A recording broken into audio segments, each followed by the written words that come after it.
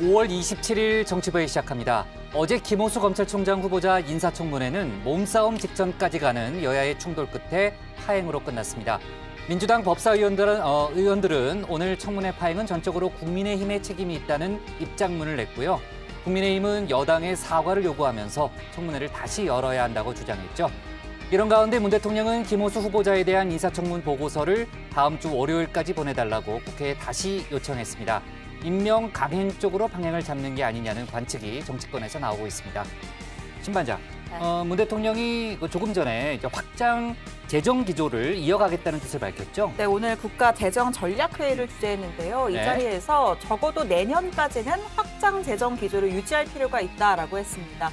문 대통령은 국가 채무가 빠른 속도로 증가하는 건 사실이라면서도 이 코로나를 극복하고 경기 반등을 위해서는 불가피하다라고 설명했습니다. 네, 조금 전에 이제 문 대통령 발언에서도 잠깐 나왔지만 지금 나라 빚이 상당히 좀 심각한 상황이긴 하죠. 네. 신 반장 나가서 이제 네. 발제 준비하고요. 류 반장, 민주당이 오늘 부동산 관련, 그러니까 부동산 정책 관련한 의총을 열었잖아요. 결론이 나왔습니까? 네, 그렇습니다. 민주당은 공시가격 6억에서 9억 구간에 해당하는 주택의 재산세율을 0.05%포인트 감면해주는 안을 당론으로 채택을 했습니다. 네. 하지만 종부세와 양도세 완화에는 이견이 많아서 결론을 못 냈는데요. 결론을 못 냈군요. 네. 당내 부동산 특위에서는 종부세의 경우에 공시지가 상위 2%에만 과세하는 안을 제안을 했습니다. 그러니까 지금 유 반장이 얘기한 게 이제 특위 자체 아니고 네. 정부안까지 같이 올려서 오늘 논의를 했는데 결론을 못 냈다는 얘기군요. 네. 좋습니다. 오늘 정치부회는요, 먼저 신 반장 발제를 들어보면서 조금 전에 이제 신 반장이 얘기했던 국가재정전략회의 또 외교안보 소식부터 짚어보고요. 김호수 검찰총장 후보자 인사청문회 둘러싼 소식을 이어서 다루겠습니다. 민주당 이광재 의원의 대선 출마 소식과 국민의힘 당대표 선거 관련한 속보도 짚어보겠습니다. 그럼 먼저 신혜원 반장의 발제부터 시작하겠습니다.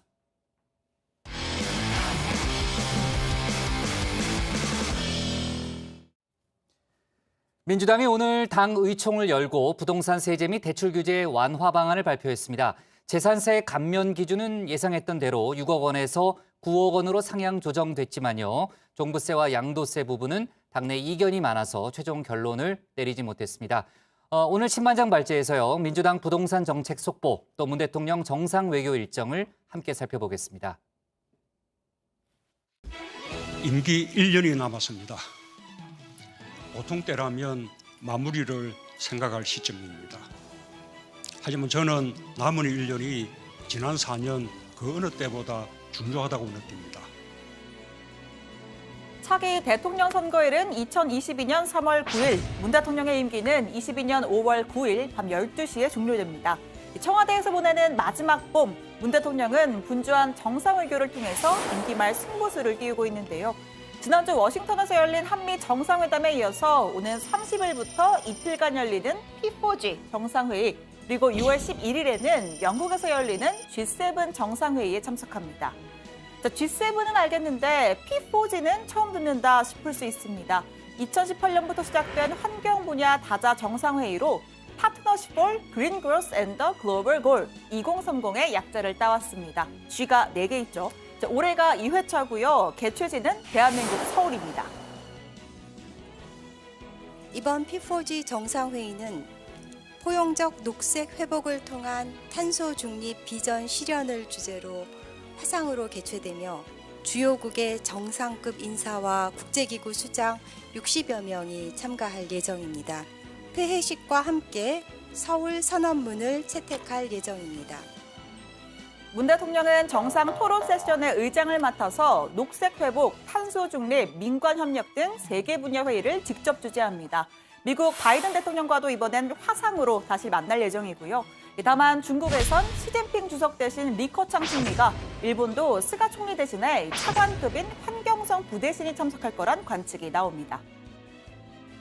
나 혼자만의 노력이 무슨 소용이 있으랴 그런 생각을 하지 않는 게 가장 중요하다고 생각합니다.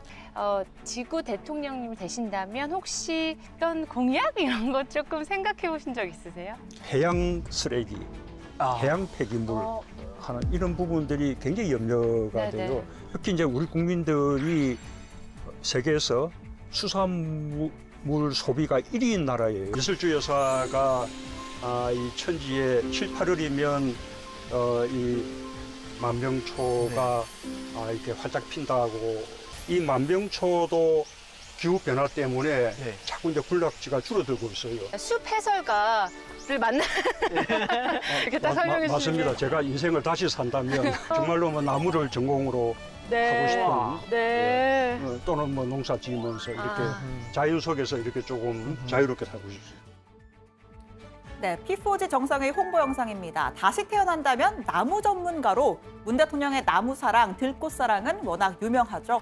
쉬는 날이면 청와대 뒷산으로 양산 사저 뒷산으로 가릴 것 없이 착분합니다. 2018년인가요? 당시 청와대 출입 기자들과 한번 모입시다라고 해놓고 주말 아침부터 북악산을 올랐습니다.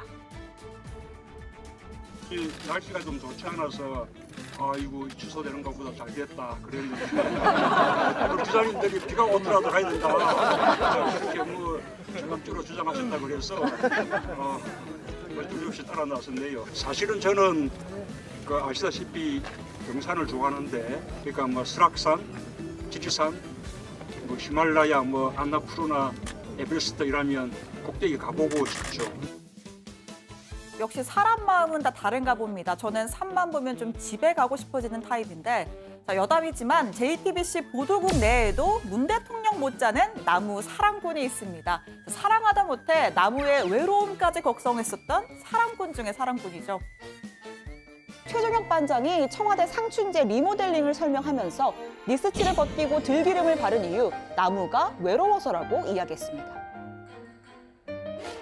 니스는 공기를 차단하기 때문에 나무에 상당히 해롭습니다. 그래서 목재가 섞거나 변색이 되는 현상이 발생을 하는데요. 네, 깜짝 놀랐어요. 나무에 뭐 굉장히 외롭다고 그래가지고 이게 도대체 어떻게 해석을 해야 되나 순간적으로 제가 놀랐는데 또 웃을 그게 거예요? 제가 곤충에 좀 관심이 많아서 주변에 저를 이렇게 최브르 이렇게 곤충 왕최브르 이렇게 부르던데요. 참고로 상춘제에 사용된 목재도 소나무의 일종입니다. 한 가지 좀 여쭤보고 싶은 게 있는데 예. 보도국장은 그 시기에 상관없이 인사를 낼 수 있는 도저히 같이 못 있겠어요? 나무가 외롭다는 표현을 쓰는 사람하고는 제가 알았습니다. 네. 네, 최부르님 문득 이 나무의 외로움보다는 본인의 외로움부터 해결하시는 건 어떤지 여기까지만 하겠습니다. 원래 뭐든지 비하인드 스토리가 재미있습니다. 이번 방미길에 동행한 청와대 관계자들이 슬슬 한미 정상회담 관련 썰을 풀기 시작했습니다. 코로나 사태 후 백악관에서 열린 첫 노마스크 회담, 미국에 갈 때까지만 해도 정해진 건 아무것도 없었다고 합니다. 출발 전까지는 협의 단계에 있었어요. 이제 마스크를 쓰고 회담을 진행하게 될 거라고 생각하고 있었는데 미국이 본인들 나라의 질병청의 권고를 받아서 미국 대통령이 결심을 하셨고 사실 아스트라제네카는 미국에서 아직 승인이 안 났어요, 여러분. 그래서 우리가 벗자고 해도 미국이 오히려 그 승인 안 난 거 핑계대고 꺼리려면 꺼릴 수 있었을 텐데 오히려 먼저 벗자고 제안했다는 건 이건 상당한 신뢰의 의미고 뭐 대접해준다는 의미? 이렇게도 들리네요. 뭐 그런 의미도 있을 수 있겠죠. 자, 그리고 6.25 한국전에 참가한 전쟁 영웅 명예훈장 수여식 때 한미 두 대통령이 나란히 무릎을 꿇은 이 장면, 이번 회담의 명장면 중에 명장면이었죠. 자, 이 역시 사전 연출로 나온 장면이 아니라 즉흥적으로 나온 장면이었다고 합니다. 그건 구상을 할 수가 없죠.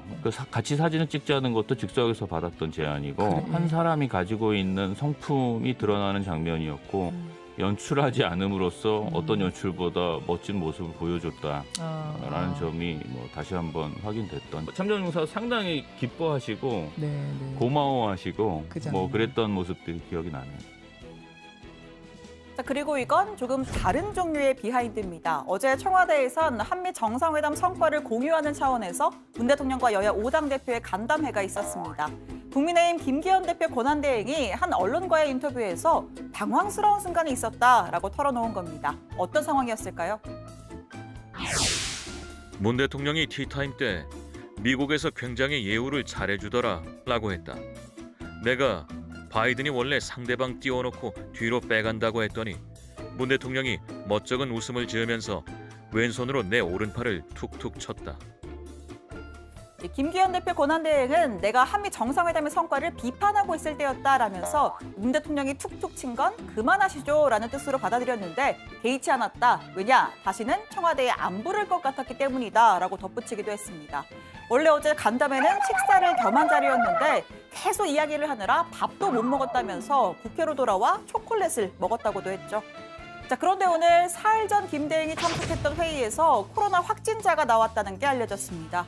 문 대통령은 백신 접종을 끝냈지만 청와대 간담회 참석 인원이 적지 않았었죠. 김대행은 당 비대위 회의를 취소하고 검사 후에 자가격리에 들어갔었는데 다행히 음성 판정을 받았다는 소식입니다. 자, 정상회담 뒷이야기 또 민주당이 발표한 부동산 정책 소식은 들어가서 이야기해보겠습니다. 오늘 청와대 발제 이렇게 정리합니다. 문 대통령 P4G 정상토론 직접 주제 다시 산다면 나무 전문가로. 네, 이번 주말부터 다시 이제 문 대통령 정상외교 일정이 시작되니까요. 아직 신반장이 들어오진 않았지만 신반장 좀 잘 좀 챙겨주고요. 네. 류 반장 아까 그 오랜만에 보니까 정말 또 상당히 장면이 흉측하던데 그 최정혁 반장이 류 반장 동기죠? 네, 저희가 동기입니다. 예전에 이제 최 반장이 저런 그 무리수 개그를 많이 던졌어요. 근데 특히 이제 신반장 취향 저격하는 또 약간 그런 특징이 있어가지고 신반장이 웃느라고 회의를 진행하기 힘들었던 그런 장면도 많이 있었어요. 네, 저도 오랜만에 보니까 이 춤사위를 보니까 좀 제가 대신 사과를 좀 드려야 될 것 같더라고요. 그래요. 그 사과 받아드릴게요. 잘 지낸대요? 요즘도 좀 외롭게 잘 있다고 하고요. 그래요? 예, 네. 얼마 전에 만나는데 뭐 본인은 뉴스룸과 결혼을 했다 이러면서 내가 루이 14세냐 이런 얘기를 막 했거든요. 그래요? 예, 거기서 그래서 또 존재감을 드러내기 위해서 역할을 노력하고 좀 있군요. 하고 싶다고 얘기를 하더라고요. 그렇습니다. 네. 지금 바쁘니까요. 최정혁 반장 전 반장 얘기는 여기서 일단 멈추도록 하고요. 조금 전에 이제 들어오면서 이제 신 반장이 얘기했지만 들어오기 전에 이제 민주당에서 오늘 부동산 세금 관련한 정책을 논의하기 위한 정책 의총을 열었습니다. 경론이 벌어졌다는 그런 얘기가 있는데 일단 결론이 나온 게 있고 나오지 않은 게 있죠. 재산세 부담을 낮추는 방향으로 몇 가지 결론이 나왔죠, 박 반장. 네, 민주당 오늘 오전 정책 의총을 열고 당 부동산 특위 차원에서 논의한 내용을 바탕으로 부동산 세제와 대출 규제 완화에 대한 당론을 우선 정리했는데요. 첫 번째 재산세입니다. 예상됐던 대로 1주택자에 대한 재산세 감면 기준을 공시가격 6억 원 이하에서 9억 원 이하로 상향하기로 결정했습니다. 그렇게 되면 6억 원에서 9억 원 구간에 해당한 주택이 재산세율 인하 혜택을 받게 되는 건데요. 전국 총 44만 호, 주택당 평균 18만 원의 감면 혜택을 받을 것으로 보입니다. 네, 그리고 이 종부세와 양도세 완화 문제도 논의는 됐는데 결론에 이르질 못했습니다. 오늘 정책의총에서 경론이 벌어졌다고 하는데요. 분위기가 어땠는지 잠깐 보겠습니다. 재산세금은 단일화로 올라가지고 의견은 정리가 된 거예요? 글쎄 또 반대하는 의견도 있고 다양한 의견이 있습니다. 종부세는 그러면 세 가지 안이 올라간 거죠? 그렇죠. 네. 그 세 가지 안 중에 의견은 좀 한쪽으로 쏠리는 편인가요? 제 생각으로는 2% 쪽으로 가지 않을까 싶긴 한데 반발도 있죠. 반대도 있고.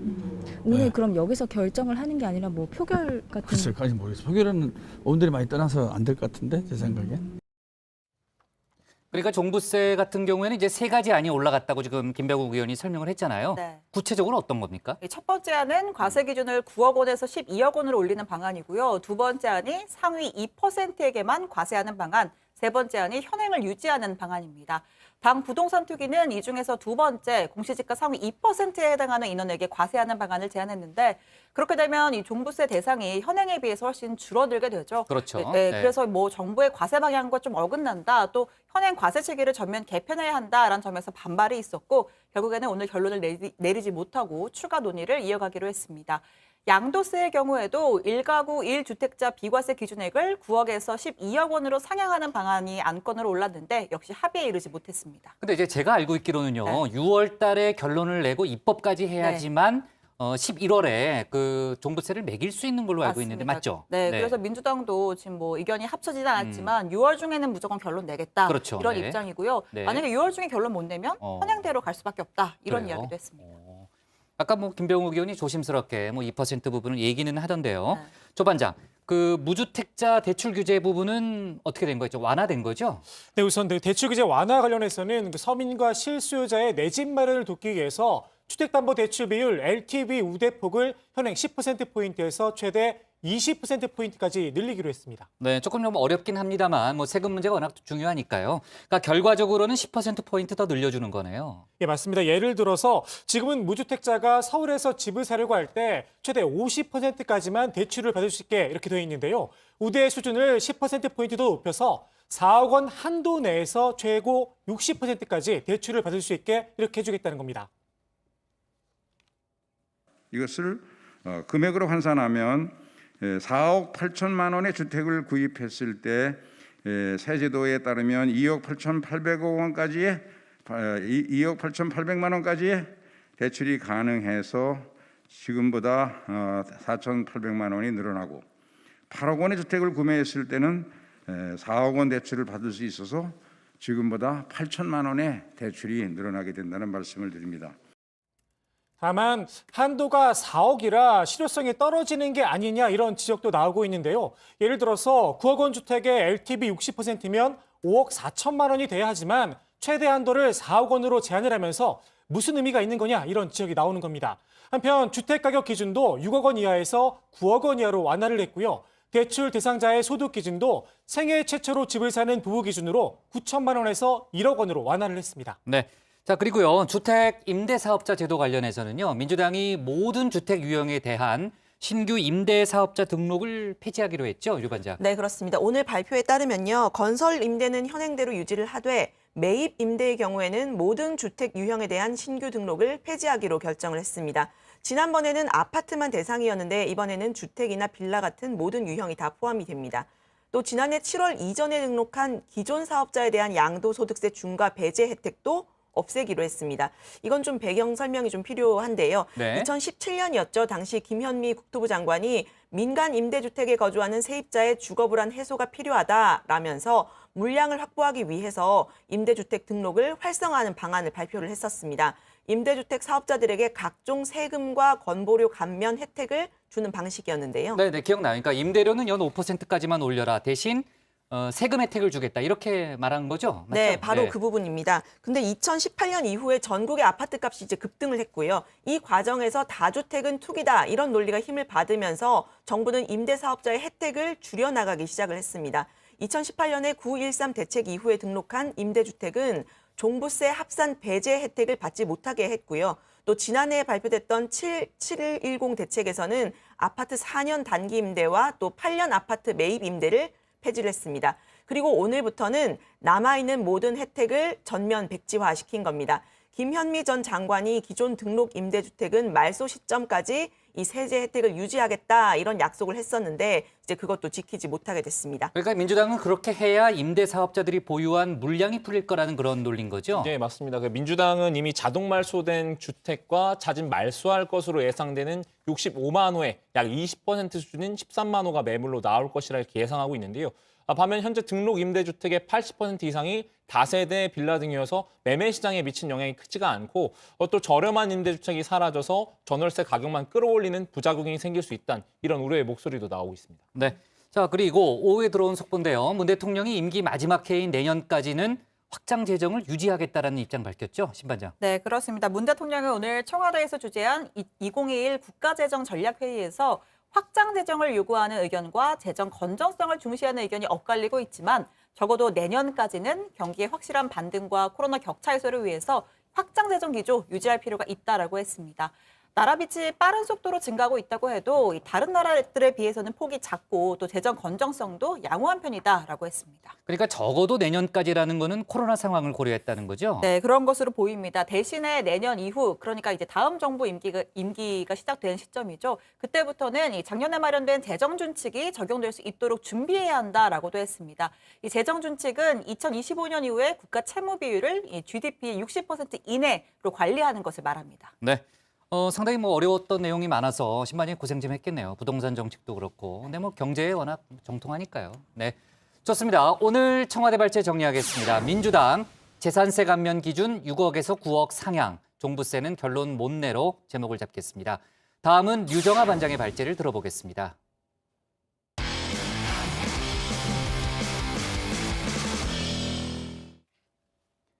김호수 검찰총장 후보자에 대한 청문보고서 채택은 이뤄지지 않았습니다. 청문회는 어제 오전 10시부터 어젯밤 자정까지 열려 있었지만 저녁 7시 이후로 회의장은 거의 대부분 텅 빈 채로 있다가 보고서 채택 시한인 자정이 지나면서 산회가 된 거죠.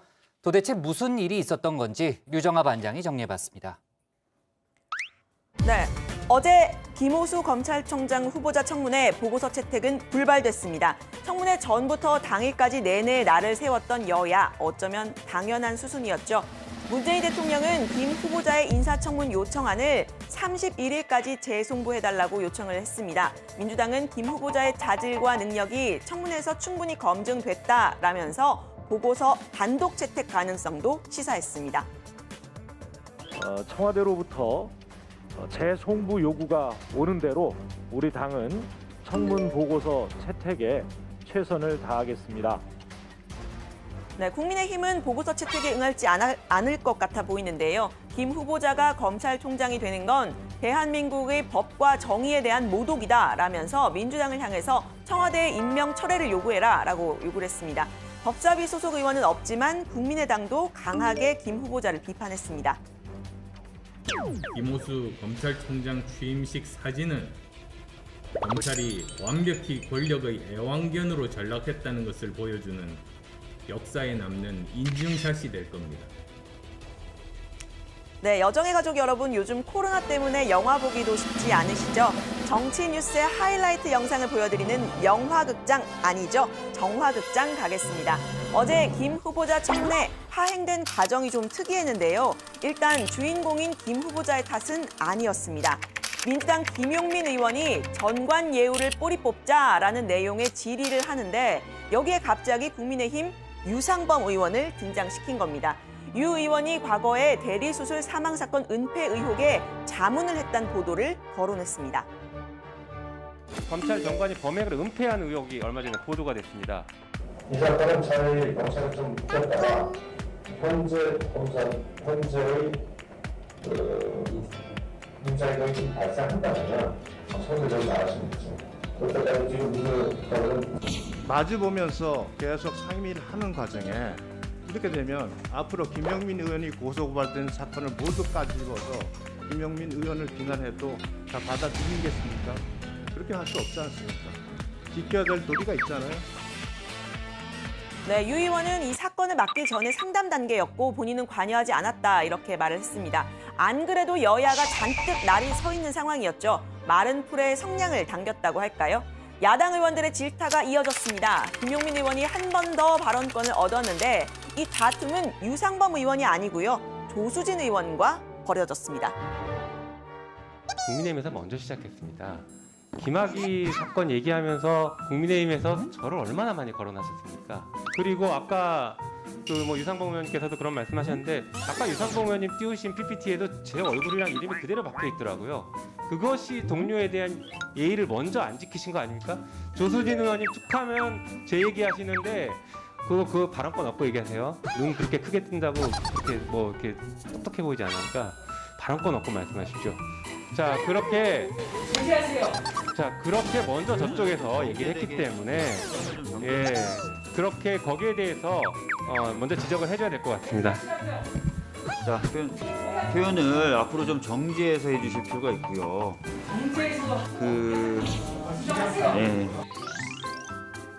네, 문제는 이 눈 크게 뜬다고 해서 똑똑해 보이지 않는다라는 인신공격성 발언이었는데요. 조 의원은 페이스북에 마이크 잡고 별별 이야기를 다 한다라면서 김용민 의원의 사과를 요구했습니다. 반면 김용민 의원은 조 의원이 논쟁 과정에서 이 사람이 아니다 이런 비슷한 막말을 여러 번 했다면서 쌍방 사과를 주장을 했는데요. 결국은 아무도 사과를 하지 않았습니다. 5시간이 흘러서 자정을 넘기면서 이 청문회는 파행으로 끝난 겁니다.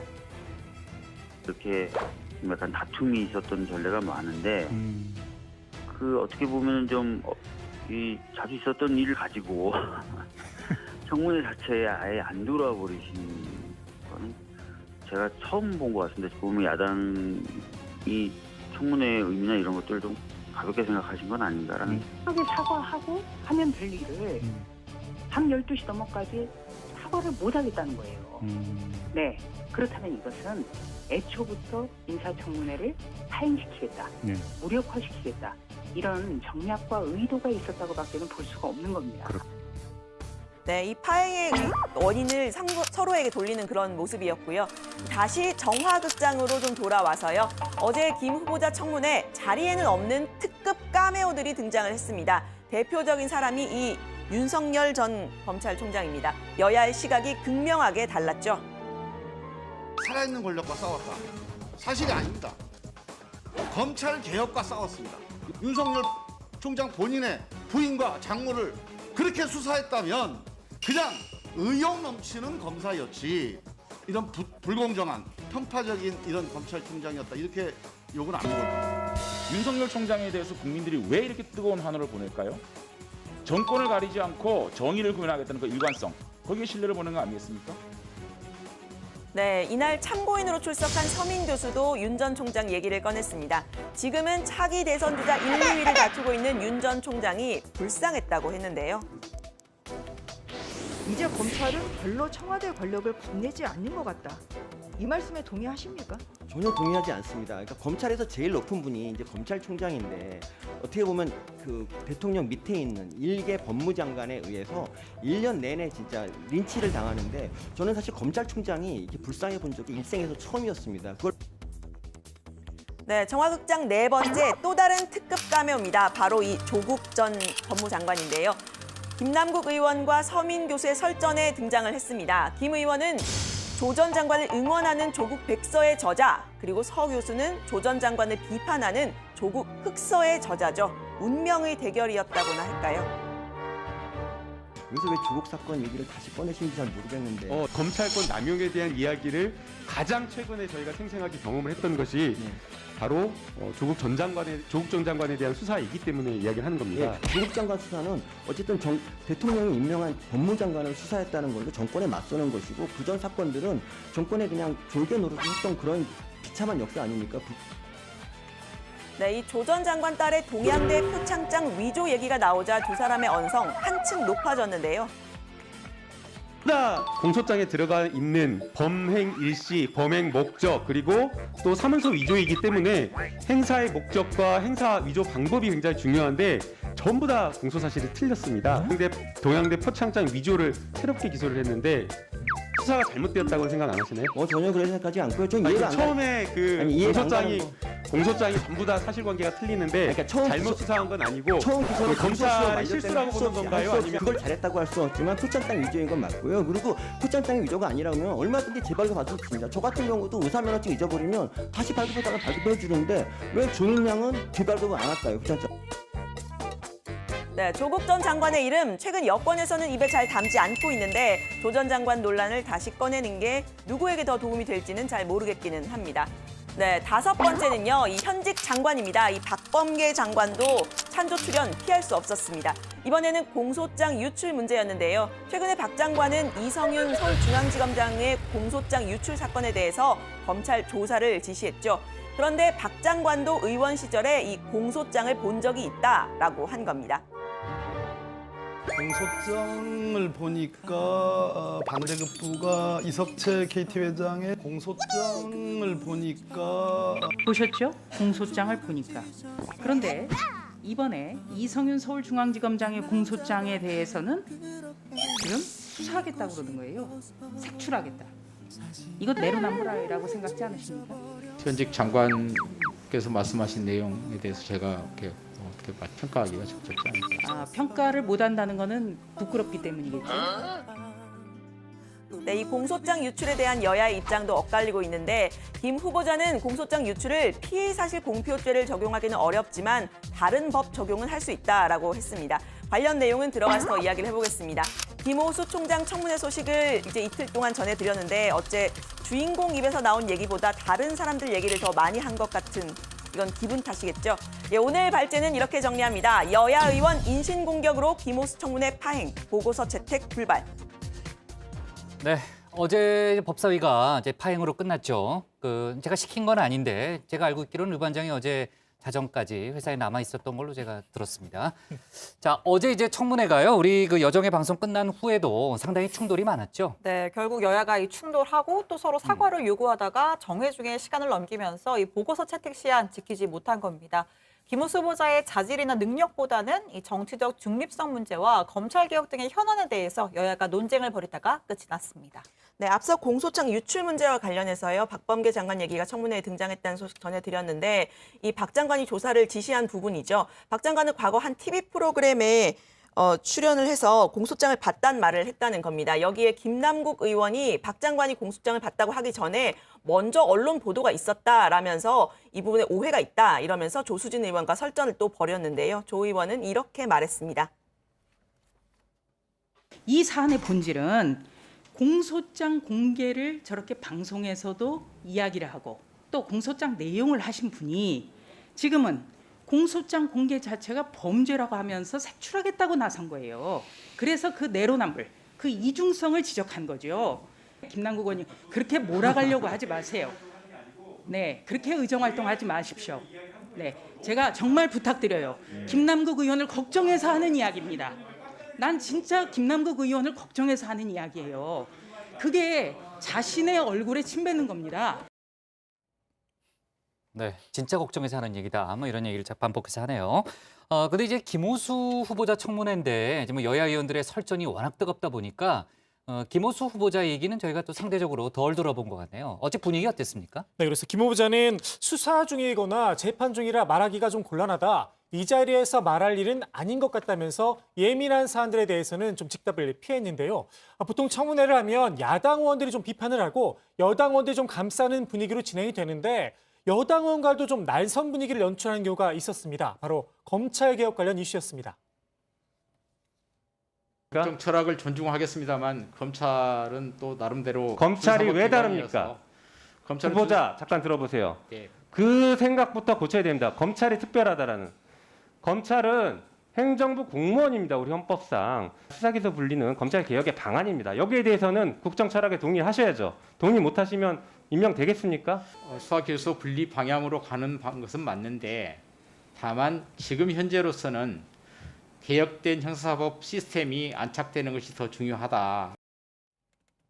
네, 김 후보자는 검수완박, 그러니까 검찰 수사권 완전 박탈에 대해서는 선을 긋고 있는데요.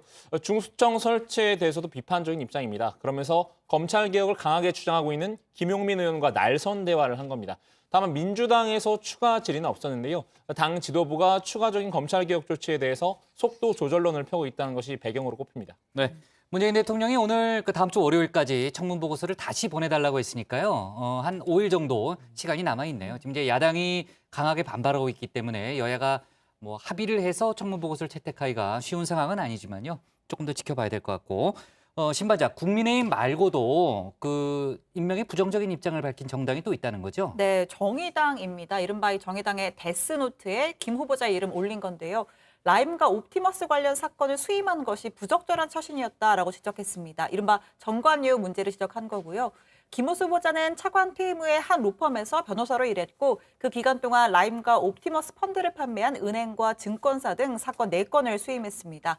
김 후보자는 변호사법상 비밀 유지 조항 때문에 구체적으로 사건을 밝힐 수는 없지만 사건 피의자를 변론하진 않았다라고 했었고요.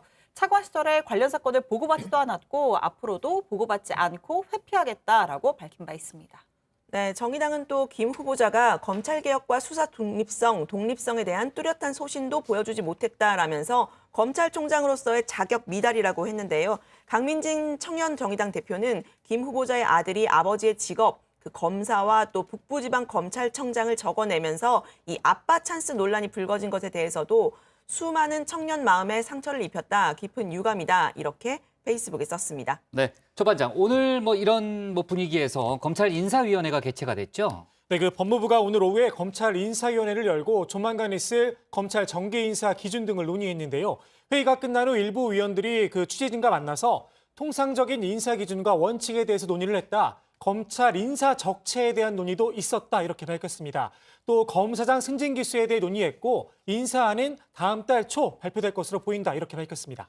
통상적으로 이제 인사 적체를 언급했다는 거는 인사 규모가 좀 커질 거라는 얘기 아니에요, 박 네, 관장? 그렇습니다. 그 규모가 커질 거란 예측인데요. 다만 김호수 후보자 청문 보고서가 아직 채택되지 않은 상황에서 인사회의가 열리면서 총장 패싱 논란이 나왔습니다. 박범계 장관은 총장 임명과 무관하게 정상적으로 돌아간 절차라고 밝혔는데 김 후보자 측과 물밑 접촉이 있었을 거란 그런 관측이 나옵니다. 인사의 관심은 이성윤 서울중앙지검장인데요. 이 지검장은 김학의 전 차관 출금 관련 수사 무마 의혹에 연루가 돼서 기소가 된 상태죠. 박 장관 이 지검장의 거취 문제를 신중하게 봐야 한다고 했는데 당 안팎에 그런 비판이 좀 있는 상황입니다. 네. 자, 그리고 송영길 민주당 대표가 오늘 군부대를 방문했죠, 신반장. 네, 민주당의 민심경청 프로젝트의 일환입니다. 최근 군부대 부실급식 문제가 불거지면서 직접 송 대표가 군부대를 방문한 겁니다. 군복을 입고 생활관을 둘러보면서 침대에 직접 누워보기도 했고요.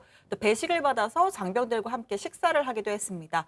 급식 문제에 그동안 무관심했다면서 이런 이야기도 했습니다. 고등학생들보다 더 못한 급식비로 하루에 2,930원의 급식 예산을 가지고 있다는 사실에 대해서 너무나 죄송하고 그동안 국회와 국방부 기재부가 뭐 했는지 자괴감이 듭니다. 한 끼에 2,930원.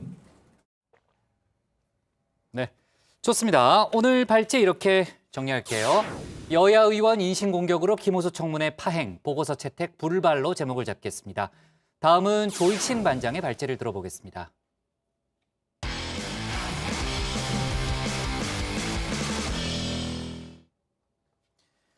고 노무현 전 대통령의 최측근이죠. 우광재로 통하는 이광재 의원이 오늘 차기 대선에 도전하겠다고 출사표를 던졌습니다. 민주당에서 대선 출마 의사를 직간접적으로 밝힌 인사 줄잡아 10명에 이르는데요. 이재명 대 반이재명 연합 구도로 경선이 치러질 거란 분석도 나오고 있습니다. 관련 내용을 조익신 반장이 정리했습니다.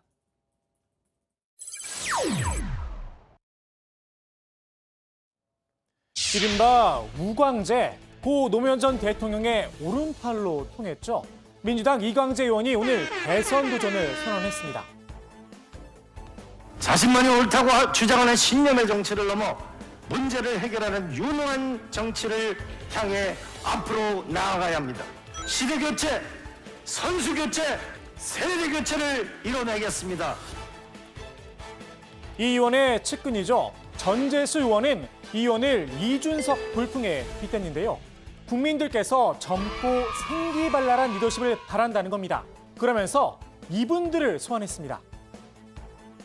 새로운 리더십에 대한 요구가 이준석 돌풍을 일으키고 있는 것이고 우리 당의 정세균, 이낙연 막강한 경력을 가진 이런 분들이 잘 뜨지 않는 것도 바로 이준석 돌풍과 같은 뿌리라고 저는 생각을 합니다. 정세균 전 총리와 이낙연 전 대표에 비해서 이 의원이 상대적으로 젊긴 합니다. 전원이 앞서서 이준석 돌풍을 부럽다고 한 이유, 여기에 있었나 봅니다. 역동적이고 톡톡 튀고 생기발랄한데 저게 얼마 전까지는 이 우리 당, 민주당의 트레이드 마크였는데 언제 저게 절로 갔지? 왜 저기서 저러고 있지? 민주당 경선은 결국 이광재와 이재명, 양강 구도로 갈 거다 포언을 했는데요. 친문 진영에서 오매불방 기다려왔던 제3 후보, 바로 이 의원이란 뜻인 듯합니다. 그런데 말입니다. 이광재 의원이 젊고 생기발랄하더라. 이 의원은 86세대에 속하죠. 내노란불에 무능한 중년남, 추락한 민주당 이미지에 가장 큰 책임이 있는 세대입니다.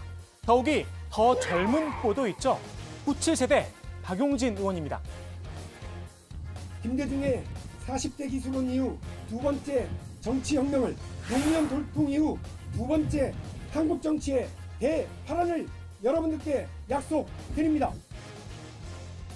다만 이 의원이 기존 86세대와 결이 좀 다르긴 합니다.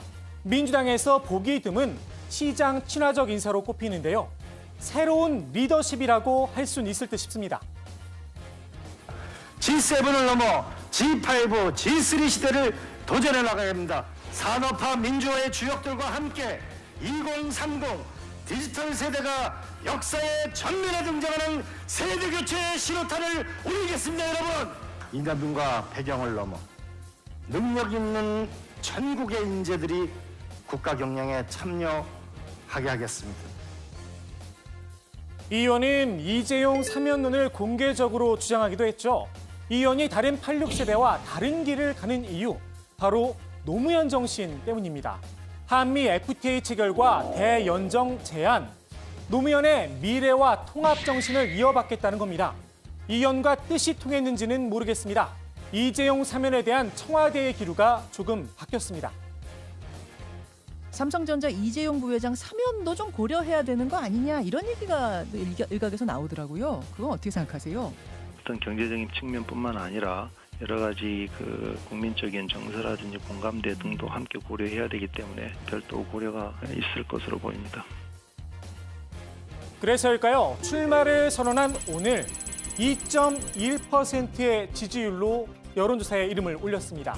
이 의원이 출사표를 던지면서 지금까지 여권에서 3명이 공식 출마를 선언했는데요.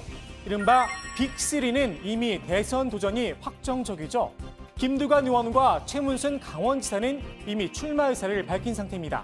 여기에 추미애 전 법무부 장관과 임종석 전 대통령 비서실장도 출마를 고심 중이라고 합니다. 후보군만 줄잡아 10명에 이르는데요. 10명이 모두 대선 경선에 나설 수는 없겠죠. 이변이 없는 한 예비 경선이 필요해 보입니다. 민주당 대선 경선 룰에 따르면 6명만 공선행 티켓을 거머쥘 수 있는데요. 1등의 숙명이라고 할까요? 비주류의 피해라고 할까요?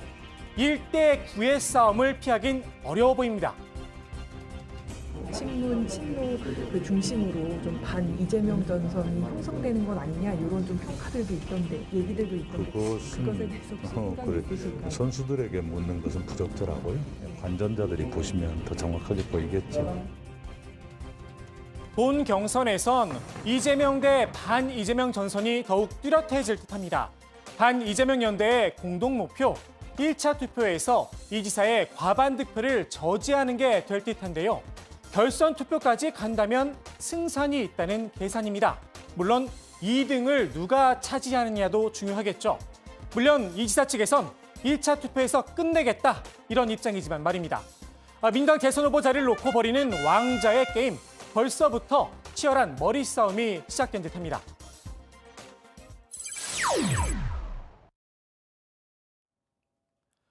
오늘 나온 대선 주자 여론조사 결과입니다. 윤석열 전 검찰총장 벌써 2달째 지지율이 빠지고 있는데요. 이재명 경기지사와의 격차가 갈수록 좁혀지고 있습니다. 윤 전 총장의 오랜 자명이 원인으로 꼽히고 있죠. 이젠 나서야 할 때다. 야권에서도 뒷말이 많습니다. 여권에선 이미 단골 공격 소재가 됐죠. 소비자는 이제 내용물을 보고 판단을 해야 되지 않습니까? 근데 지금 요즘은 포장지밖에 못 봐서 제가 또 뭐 내용이 뭔지 전혀 모르겠어요. 야권에 앞서가는 주자는 빨리 드러냈으면 좋겠어요. 생각이 무엇인지, 본인의 내면에 어떤 것을 담고 있는지, 뭔가 숨고 있는 것 같은 느낌이 드는데요. 그것은 당당한 태도는 아니라고 생각합니다. 지지율이 흔들려서일까요? 아니면 숨고 있다는 지적이 아팠던 걸까요? 윤 전 총장 측근발로 등판설이 여기저기서 흘러나오고 있습니다. 한 측근은 윤 전 총장도 더는 숨바꼭질하듯 숨어지는 걸 그만하고 싶다 이런 심정을 밝혔다고 전했는데요. 다만 후임 검찰총장이 오기 전에 정치 행보를 하는 건 공직자 출신으로도 검찰 조직을 위해서도 도리가 아니다라고 했다는 겁니다. 다시 풀이하면 김오수 검찰총장 후보자가 공식 취임하면 그때 움직이겠다 이런 이야기인데요. 문재인 대통령이 김 후보자의 인사청문 결과 보고서를 이달 말까지 송부해달라 재요청을 했죠. 적어도 6월엔 거취를 밝힐 수 있다는 겁니다. 또 다른 측근은 구체적으로 6월 11일을 점 찍었습니다. 윤 전 총장이 사퇴한 지 딱 100일째 되는 날이라는 겁니다. 이날은 국민의힘 전당대회가 치러지는 날이기도 합니다. 그런데 이번엔 지인의 이름을 빌려서 정반대의 이야기가 보도됐습니다. 윤 전 총장이 지금은 말할 때가 아니라고 생각한다는 겁니다. 한동안 자명이 더 이어질 가능성에 무게를 실었는데요. 이전에도 전해드린 적이 있죠. 7월 24일 윤 전 총장의 본래 검찰총장 임기 때까지 기다릴 거란 관측을 다시 내놨습니다. 숨바꼭질하기 싫다. 말할 때가 아니다. 누구 말이 맞는 걸까요? 이번엔 또 다른 지인이 나섰습니다. 윤 전 총장이 국민의힘 전당대회나 총장 임기를 고려해 둘 중에 하나는 맞춰야 한다는 계획을 갖고 있다는 겁니다. 등판 시기를 놓고 뭘 이리 고민을 하나 싶기도 합니다. 정작 중요한 건 날짜, 이벤트가 아니라 윤 전 총장의 콘텐츠일 텐데 말입니다. 검증의 칼날을 갈기 시작한 여권, 정책뿐 아니라 신상 검증에도 나서겠다는 점을 분명히 했죠. 콕 집어서 윤우진 사건을 거론하기도 했습니다. 윤 전 총장의 측근이죠. 윤대진 전 검사장의 친형, 윤우진 전 용산 세무서장을 이야기한 건데요. 윤 전 서장의 뇌물수를 수사하는 과정에 윤 전 총장이 관여했다는 의혹이 불거진 적이 있습니다. 윤 전 총장을 금이야 오기야 아끼며 러브콜을 보내고 있죠. 당장 국민의힘에선 반발의 목소리가 나왔습니다. 정진석 의원은 권모술수에 불인내가 풀풀 난다. 날을 세웠습니다. 희대의 사기꾼 김대엽 정치 공작과 드루킹 여론 조작까지 캐캐묵은 공작의 맛을 잊지 못하는 것 같습니다. 국민은 더는 이런 추악한 정치 공작에 속지 않습니다. 역대 대선에서 수많은 제3 후보들이 혜성처럼 나타났다가 결국은 혹독한 검증을 견디지 못하고 별똥별로 사라졌죠. 윤 전 총장은 조금 다른 모습을 보일 수 있을까요? 오늘 국회 발제 이렇게 정리합니다. 노무현 오른팔 이광재 출마 선언, 민주당 예비 경선 1대 9 싸움. 공식적인 대회 창구가 없다 보니까 윤석열 전 총장을 둘러싸고 정말 그 여러 메시지가 동시다발적으로 나와서 혼란이 좀 크네요. 자, 다른 대선 주자들 소식도 좀 짚어보면요. 민주당 이낙연 대표가 오늘 전 대표가 오늘 대담집을 출간했죠. 네, 제목이 이낙연의 약속입니다. 이 책에는요, 조국 전 장관의 자녀 입시 비리 의혹을 비판하는 듯한 내용이 담겨서 눈길을 끌었는데요. 이 전 대표는 책에서 논문의 제1저자 등재나 특정 계층의 학생들만이 부모 찬스를 이용해 인턴을 하는 이런 조건은 공평한 제도가 아니다. 실제 이런 곳에서 인턴을 하기란 대부분의 학생들에게는 접근이 거의 불가능할 정도로 어렵다. 이렇게 지적을 했는데요. 이른바 조국 사태 때 허위 인턴 확인서 발급 그리고 고교 시절 논문 1저자가 문제가 됐는데 이제 이 점을 꼬집은 것으로 보입니다. 그러면은 관련해서 좀 질문이 나오지 않았을까요? 네, 이 전 대표는 우리 사회 각 분야마다 제 식구들끼리 서로를 돕는 문화가 도처에 있다면서 공정을 강조했는데요. 이 전 대표의 말 한번 직접 들어보시죠. 이 부분에 대해서 이제 조국 사태를 조금 염두에 둔 발언이었느냐 이런 해석들이 나오는데 이게 대표 때도 혹시 못다 하신 말씀이 있었을 것 같고 그래서 맞는 해석으로 보면 될까요?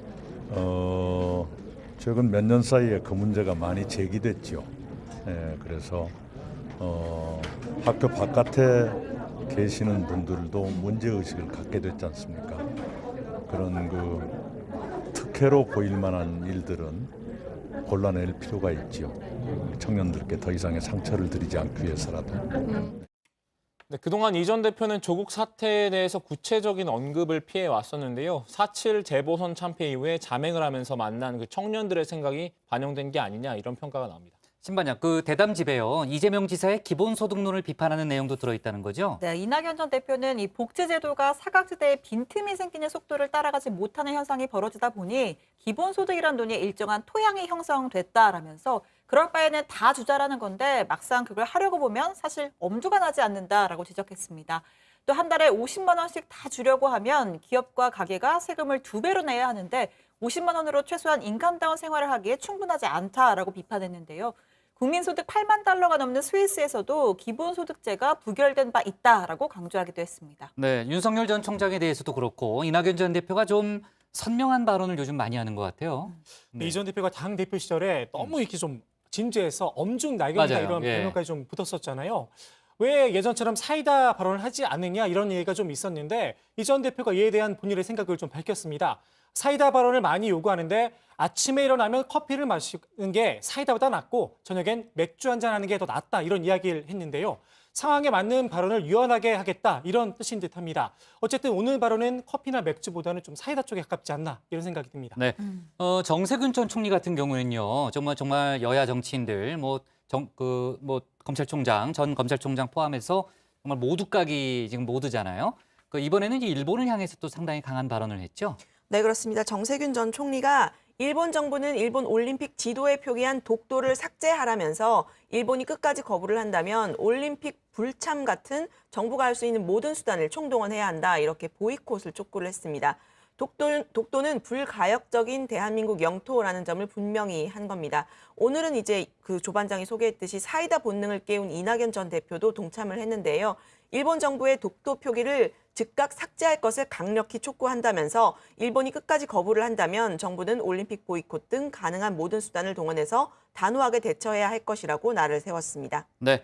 자, 그리고 부산에서 이재명 경기지사를 지지하는 모임이 잇따라 출범했다는 거죠? 네, 그렇습니다. 이재명 지사를 지지하는 부산 정책 포럼 여명이 오늘 창립 대회를 열었습니다. 발기인에는 교수와 변호사, 의사 등 부산에서 활동 중인 전문가 120여 명이 이름을 올렸는데요. 김동규 동명대 교수와 원동욱 동아대 교수가 공동 상임대표를 맡았습니다. 지난 15일엔 이 지사 지지 모임인 대동세상연구회 부산본부가 출범식을 열었는데요. 명망가보다는 평범한 시민들 모임을 지향한다고 합니다. 다양한 직업을 가진 시민 17명이 공동대표를 맡았는데요. 여명과 대동세상연구회 부산본부를 이끄는 인물들은 과거 대선에서 노무현 전 대통령과 문재인 대통령을 지지하거나 적극적으로 도왔던 인사들인 것으로 알려졌습니다. 네. 그리고 조금 전에 이제 이낙연 전 대표의 대담집 얘기를 하면서 조국 전 장관 얘기도 잠깐 나왔잖아요. 네, 조금 전에 나온 속보를 보니까 조국 전 장관이 SNS에 글을 올렸는데 회고록 성격의 책인데요. 조국의 시간이라는 책을 6월 1일 서점에서 발매를 할 예정이다 이렇게 밝혔고요. 장관 후보 지명 후에 벌어진 사태에 대해서 정리를 했고 알려지지 않았던 이야기를 좀 담았다라는 그런 설명이 있었고 그러면서 이제 이유를 불문하고 국론 분열을 초래한 점에 대해서 다시 한번 사과드린다라는 그런 입장을 밝히면서 지금 이제 여당 일각에서 그 선거 패배와 관련해서 조국 책임론 이런 얘기를 많이 하잖아요. 그 부분에 대해서도 본인이 언급을 하면서 저를 밟고 전진하길 바란다. 이런 입장도 밝혔습니다. 회고록은 또 조 반장이 구해서 좀 같이 읽어봐요. 네, 좋습니다. 자, 오늘 국회 발제 이렇게 정리하겠습니다. 노무현 오른팔 이광재 출마 선언, 민주당 예비 경선 1대9 싸움으로 제목을 잡겠습니다. 다음은 박준우 반장의 발제입니다.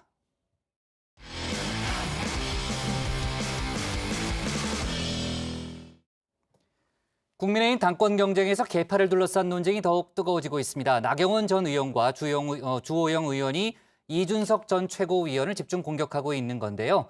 이 전 최고위원의 반박도 이어지고 있습니다. 관련 내용을 박준우 반장이 정리했습니다. 참호 격투, 진흙탕물에 들어가 맨몸으로 힘을 겨루는 종목인데요.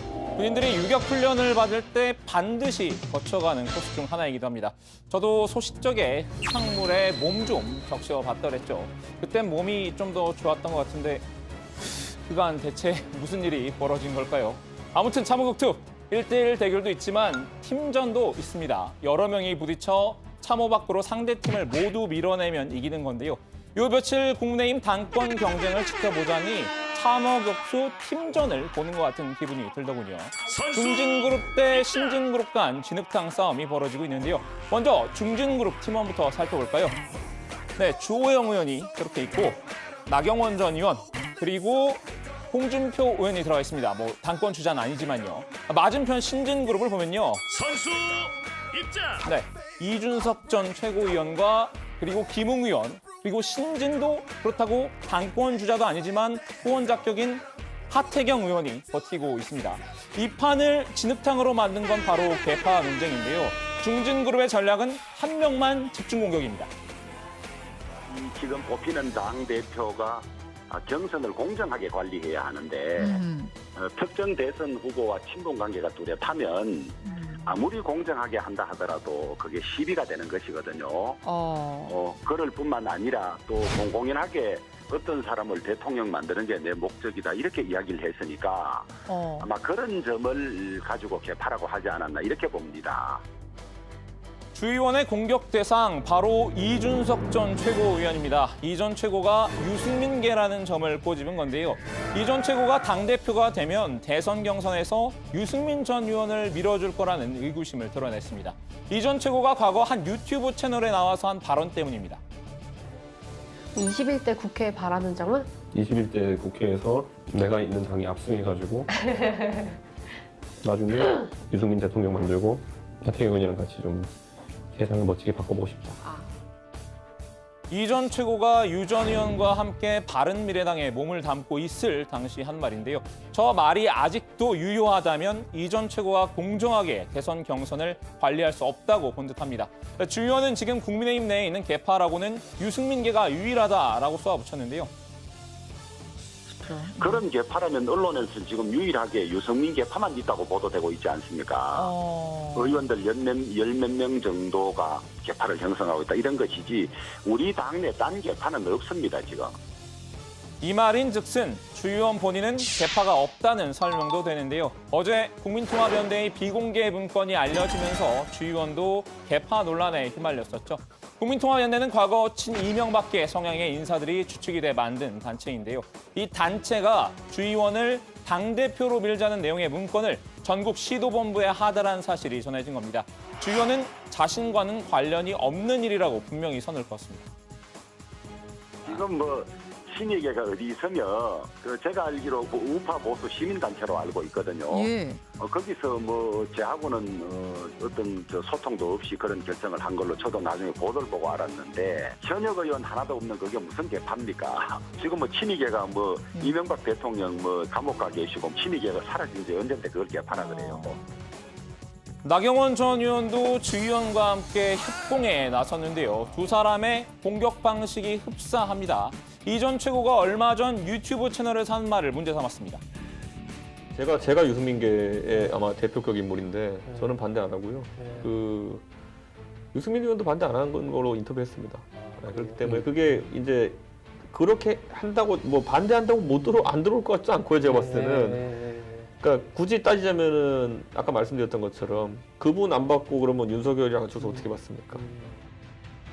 이 전 최고가 당대표 출마를 선언하기 며칠 전에 한 발언인데요. 본인이 유승민 계임을 자인한 말이었죠. 이번 당대표는 야권을 통합해야 한 임무를 맡게 될 텐데 나 전 의원은 이 전 최고가 당대표가 되면 통합이 아니라 분열의 당대표가 될지 모른다는 우려를 표했습니다. 출마하시기 전에 어느 개의 대표격인데 이렇게 말씀하셨던 그런 인터뷰들도 있지 않습니까? 그 계파는 어느 특정 대통령 후보를 지금 밀고 있잖아요.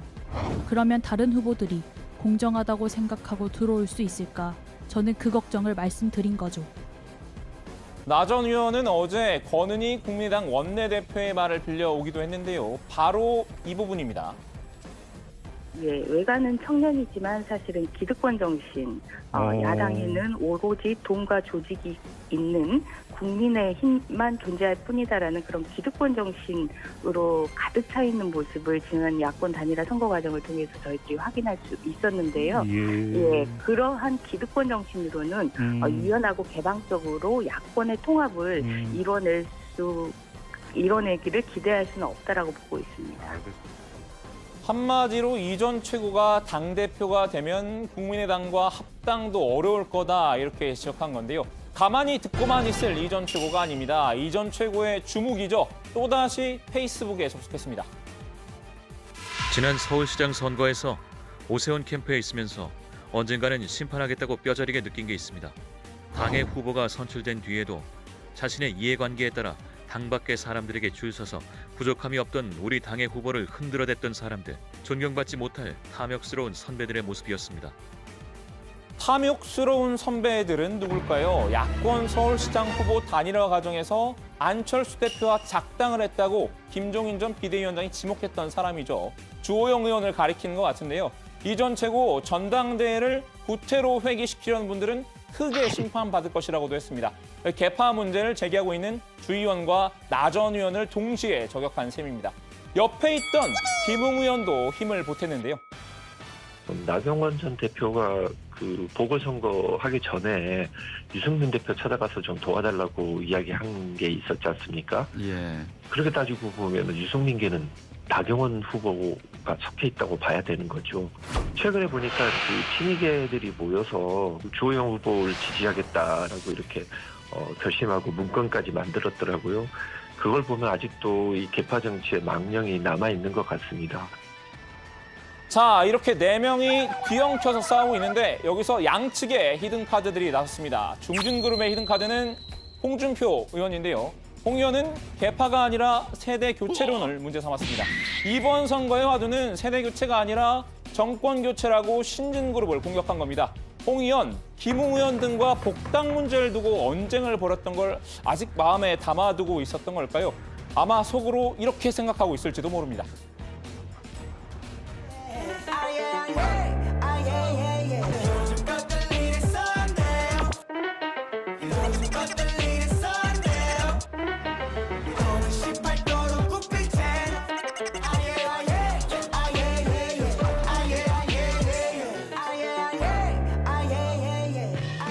이에 맞선 신진그룹의 히든카드는 하태경 의원입니다. 오늘부터 자기가 이준석계를 하겠다고 중진들을 비꼬았는데요. 이준석 하나 이겨보겠다고 무덤 속에 파묻혔던 개파까지 끄집어내서 축제판을 진흙탕으로 만들고 있다, 이렇게 날 세웠습니다. 치졸한 낙인 찍기를 중단하고 실력으로 승부하라고 목소리를 높였죠. 자, 참호격투 팀전 어떻게 보셨나요? 개파 논쟁도 좋지만 이제는 공약 논쟁도 볼 수 있었으면 하는 바람입니다. 오늘 야당 발제 정리합니다. 중진그룹 대 신진그룹, 개파 논쟁 점입 과경. 네, 정말 신경전이 뜨겁네요. 원래 오늘이 국민의힘 당대표 후보자 컷오프 결과를 발표하기로 한 날이잖아요. 원래 이제 오후 4시쯤에 발표가 이루어질 거라고 좀 알고 있었는데 연기가 됐습니다. 그러니까 하루 연기해서 내일 오전에 발표한다는 거죠, 조 반장? 네, 그렇습니다. 내일 오전 8시인데요. 당 선거관리위원회는 당대표 본경선 진출자 발표는 여론조사 완료가 늦어지는 관계로 하루 연기됐다, 이렇게 밝혔습니다. 당 선관위는 어제 오늘 이틀 동안 당원과 일반 국민 의견을 5대5로 반영한 여론조사를 진행했는데요. 황우여 선관위원장은 여론조사 업체에서 오전 중에 마무리될 거라고 했는데 호남과 젊은 여성층 등 기존 취약층 샘플 채집이 어려워 조사가 지연됐다는 보고를 받았다, 이렇게 연기 사유를 설명했습니다. 네, 내일 오전 8시면은 뭐 딱 일하기 좋은 시간이네요. 네, 박 반장이 잘 챙겨주고요. 개파 논쟁 얘기를 좀 해볼게요. 이준석 전 최고위원이 아까 탐욕스러운 선배들의 모습이다, 이렇게 얘기를 했죠. 지금 오가는 말들이 상당히 거칠어지고 있습니다. 이를 두고서 나경원 전 의원이 또 반박하는 글을 올렸다는 거죠? 네, 그렇습니다. 듣기에 섬뜩한 이런 표현들이 더 갈등의 골을 깊게 만들 수 있다고 맞받아쳤는데요. 페이스북에 어느 후보도 특정 인물을 적대시하고 청산의 대상으로 지목하는 것은 바람직하지 않다. 심판의 대상은 독선과 무능으로 국민을 힘들게 하고 있는 문재인 정권이다라고 썼는데요. 저는 당대표가 되어도 이른바 유승민계와 공존할 것이고 유승민 전 의원도 한 명의 대선 주자로서 공정하게 경쟁하실 수 있도록 배려할 것이다 라고 했습니다. 이제는 대놓고 유승민계다, 이렇게 지목을 한 겁니다. 네, 나경원 전 의원은 당연히 이준석 후보도 뜻을 함께해야 할 우리의 동지이자 중요한 우리 당의 자원이라고 감싸는 듯한 태도도 보였습니다. 다만 이준석 후보의 오늘 발언은 쇄신에 대한 강한 의지의 표현으로 받아들이겠다. 그러나 부탁한다. 통합이 아니라 분열로 가는 윈윈이 될 수 있도록 해야 한다라면서 누가 당대표가 되든 우리는 함께 가야 한다, 이렇게 촉구하기도 했습니다. 뭐라고요? 조금 전에 분열로 가는 윈윈이라고 하지 않았어요? 원인. 네, 좋습니다. 그리고요, 주호영 의원도요, 페이스북에서 이준석 전 최고위원을 겨냥해서 유승민계는 개파 정치를 하지 말라, 다시 한번 경고를 했죠. 네, 나 전 의원과 그 주 의원도 페이스북을 좀 적극적으로 이제 활용을 한 것 같은데요. 주 의원은 개파 정치 청산이 가장 큰 개혁이라면서도 이 전 최고를 향해서 유승민계라고 공세를 펼쳤습니다. 주 의원은 페이스북에 지역 논란, 세대 논란에 이어 진작에 사라졌어야 할 개파 논란의 망령까지 다시 불거져 나오고 있다면서 정권 교체가 눈앞에 온 지금 논란의 불씨를 잠재워도 모자랄 판에 개파 정치의 피해자였던 유승민계가 전면에 나서서 개파 정치의 주역으로 복귀하고 있다, 이렇게 날 세웠습니다. 네, 주 의원은 신진기회로 인기를 얻은 어떤 후보는 공고연이 유승민 대통령 만들기가 자신의 정치적 꿈임을 고백했다고 이 전 최고위원을 정조준했는데요. 개파 정치는 유승민 전 의원 말대로 찌질한 구태 정치다, 이렇게 쏘아붙였습니다.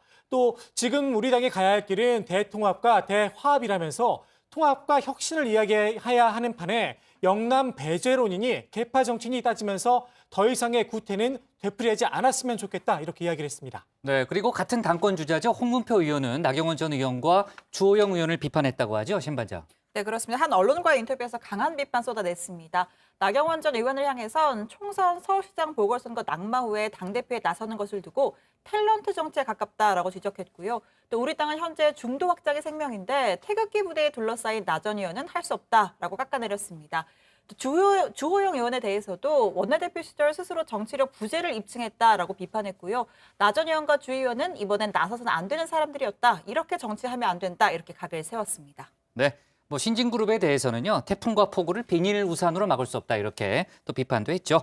좋습니다. 오늘 야당 발제 이렇게 정리하겠습니다. 중진 대 신진 개판 논쟁, 점입 가경, 경선 룰 놓고 잡음도로 제목을 잡겠습니다.